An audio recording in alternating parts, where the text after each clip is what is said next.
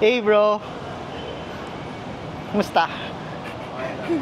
So yun guys, yung nakikita nyo ngayon ay si Troy Tamparong. Si Troy ay from CBO. Si Troy ay under kay Alfonso Ke at ako yung tumatayo na posing coach niya. First time niya mag-compete ngayon ng bodybuilding. At the same time, yung napag-decide na laruan is yung KG Classic, which is yung best show dito sa Philippines. Tignan nyo naman yung package niya, di ba guys? Sa mga hindi nakakaalam, yan si Troy ay nagbubuhat na, sabi niya, since high school. And until now, natural athlete pa rin daw talaga siya. Takes time talaga para ma-achieve mo yung ganyang package. Pero sabi nga nila, doable naman daw talaga.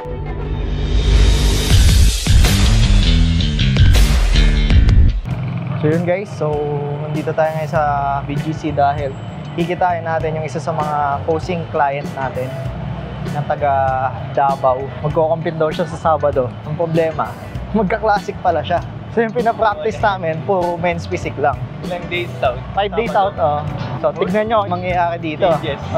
Sana ba yun na-excite ako? Kasi hindi ko pa talaga siya nakikita kung gaano siya kalaki. Kasi syempre, tataas lang lalo yung standard natin nito, di ba? Makikita natin yung gano'n na may malupit na natin pala, di ba? Matutunan tayo sa kanya. Oo, di ba? So, lalaro siya guys ng KG Classic. Talagang mabilisan lang to. So, meron na siyang idea sa symmetry round. Meron na rin siya sa muscularity round. Pero, wala pa siyang posing routine. So, ipapatong namin sa music mamaya. At aayusin namin yung mga ibang poses na yun. Prep coach noon si Alfonso. And yun, nirefer ako ni Alfonso na kunin as the posing coach. So actually, men's physique lang din talaga yung pinapractice namin for how many weeks or how many sessions. Pero yun, eto na. Hey bro! Kumusta? Eto si Big Boy, yun o. Bro, para sa'yo pala. So yun guys, available pa rin. JP Clothing sa Instagram or DM nyo ako sa Instagram at PoyPoyPaulePH para makiter ko kayo kung ano yung mga kailangan nyong mga design or sizes. Matagal ka na pala nagbubuhat kayo ni Alfonso. Nakikita niya kayo minsan. Minsan, parang solo ka lang ata nagbuhat ko. Yung arm-up set mo daw, top set mo. Magkahit na ngayon. Saan ka na? Laki mo, men! Yeah, sabi rin ni kanina Mark. Sabi niya, ang laki mo para sa Sonati, di ba? Nagkamali nga ako, hindi pala ako sumali sa natural. Weh! Sumali ako through novice, open, pati classic. Hindi ko alam magkaiba pala yung natural. Wait lang, bawal na daw? Sabi ni Fon, message ko daw sila, i-email ko, sabihin ko lang, first time ko kasi mag-compete, so nalito ako sa mga category. Ang dami na rin sinalihan ko eh. 4 na rin na. Novice, open, pati yung Classic.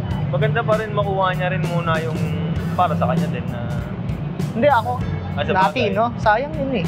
Siyempre, pag nag-dominate ka dun. Baka sabihin Malaking show yun. natural kasi sabihin nila. Doon ka sumali sa open. Oo, yun nga eh. Sa natin. Mag-email ako sa kanila ngayon. Or kahit switch na lang sana yung isang division mo sa mga yun, di ba? Switch na lang doon. Oo. Kasi nung una, naaalanganin ako sa classic. Kasi wala pa tayong routine. Oo. Gusto niya talaga mag-classic ko dahil sa legs din eh. So yun nga, sabi ko, kaya na, hindi ko alam. Actually, nung nakausap ko siya kanina, diniscuss ko na sa kanya na kung magka-classic kayo sa una, na dapat maaga ka nang kumain.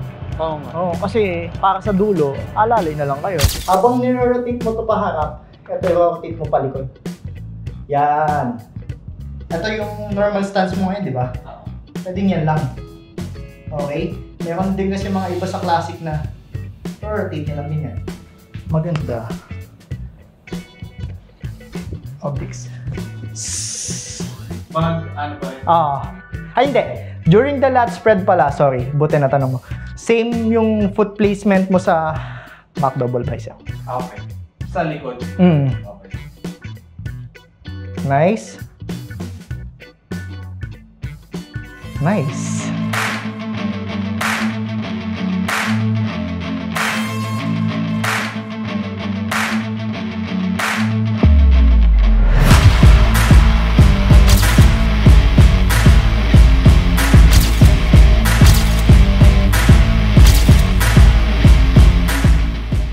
yun guys, congrats ulit kay Troy at nagawa niya ang mga dapat niyang gawin sa stage. So yun guys, makikita niyo kung gaano ka-important yung presentation or yung posing when it comes to bodybuilding. Kasi madami ng mga athletes ngayon or coaches na kayang magpa-condition pero hindi kayang i-present yung sarili nila ng maayos sa stage. Talagang hirap na hirap kayo on how to do the proper poses. Reach me out, I'm sure matutulungan ko kayo or meron akong aral na pwedeng i-share sa inyo. Abangan nyo yung full vlog ng KG Classic. Makikita nyo dun si Stan. Let's go!